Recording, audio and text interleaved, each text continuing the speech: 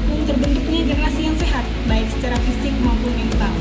Nah, teman-teman, untuk mengatasi gangguan psikologis selama kehamilan, ada 2 poin yang akan kita bahas.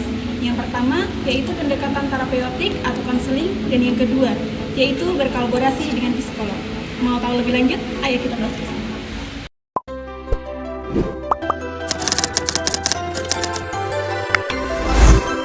Yang pertama akan kita bahas adalah pendekatan terapeutik atau konseling. Komunikasi terapeutik adalah komunikasi yang sengaja dirancang khusus untuk mendukung proses penyembuhan pasien. Dalam komunikasi ini, seorang bidan menggunakan keterampilan dan kemampuannya untuk membantu pasien dalam mengatasi stres, mengurangi beban psikologis, serta membantu pasien memperluas perasaan dan pikiran mereka. Namun, ada beberapa prinsip yang harus diikuti oleh bidan, yaitu bidan harus mengenal dirinya sendiri, dan juga bidan harus menciptakan sikap saling menerima, percaya, dan menghargai. Bidan harus menciptakan suasana yang mendukung agar pasien merasa aman dan termotivasi untuk sembuh. Untuk mencapai tujuan ini, bidan harus menjadi konselor yang baik, dengan artian bidan harus mampu menguasai teknik komunikasi yang efektif dengan pasien. Rasa aman dan kepercayaan yang dibangun antara bidan dan pasien sangat penting agar pasien dapat mengeksplorasi masalah yang dihadapinya. Tapi jangan lupa ya, bidan tidak boleh menunjukkan sikap jenuh atau pesimis karena bisa mengganggu komunikasi dan bisa membuat pasien merasa tidak nyaman. Oleh karena itu, penting bagi bidan untuk menunjukkan empati, kejujuran, dan komitmen untuk membantu agar komunikasi terapeutik berjalan dengan baik.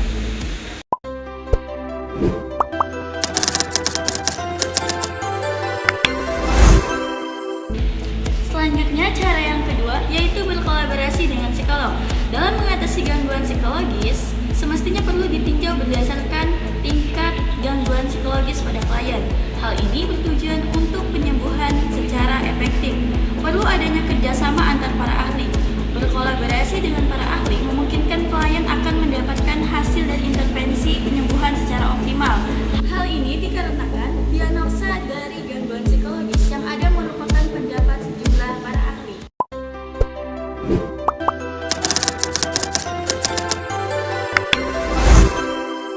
Cara mencegah gangguan psikologi pada masa kehamilan, yang pertama bisa berkonsultasi dengan tenaga profesional seperti psikolog atau bidan.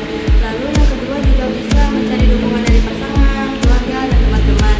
Dan yang ketiga juga bisa dilakukan dengan cara relaksasi, seperti berlatih yoga, meditasi, atau teknik pernapasan. Itu juga dapat membantu mengurangi stres. Lalu yang keempat juga bisa mengikuti kelas persiapan kelahiran. Itu juga dapat membantu mengurangi kecemasan. Lalu yang terakhir bisa berolahraga secara teratur seperti jalan pagi atau yoga juga bisa. Nah, teman-teman, berikut ini adalah pertunjukan roleplay yang bertemakan gangguan psikologis pada ibu hamil.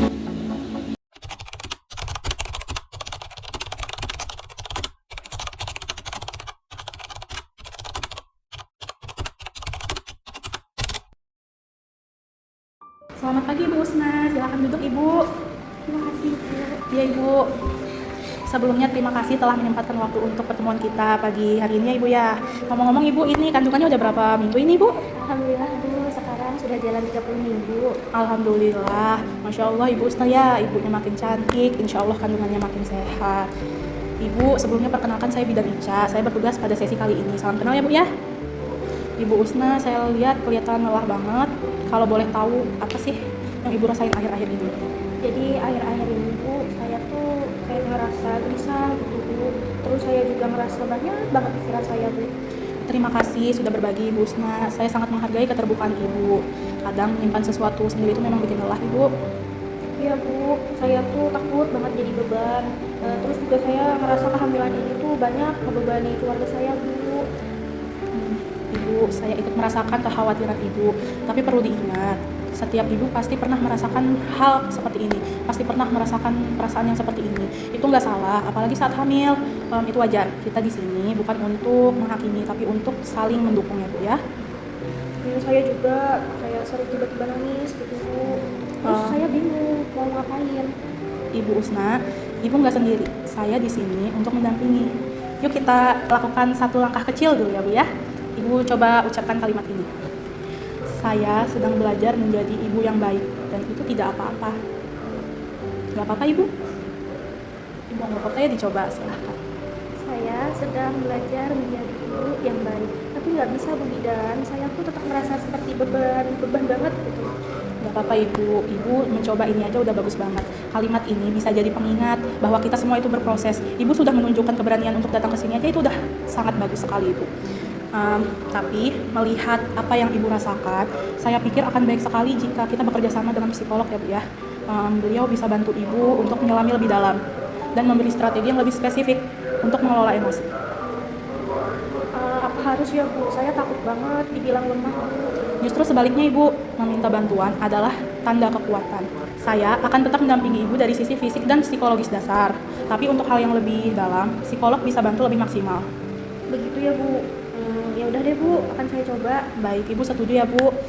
Bagaimana kalau kita jadwalkan sesi minggu depan? Bisa Ibu. Baik ibu.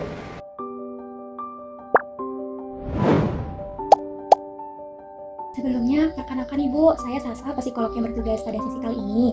Saya sudah menerima informasi dari Bidan Ica, tapi saya ingin langsung mendengar dari Ibu ya. Saya tahu Bu, ini semua nggak mudah, tapi saya ingin mengapresiasi Ibu karena Ibu sudah mau melangkah sejauh ini.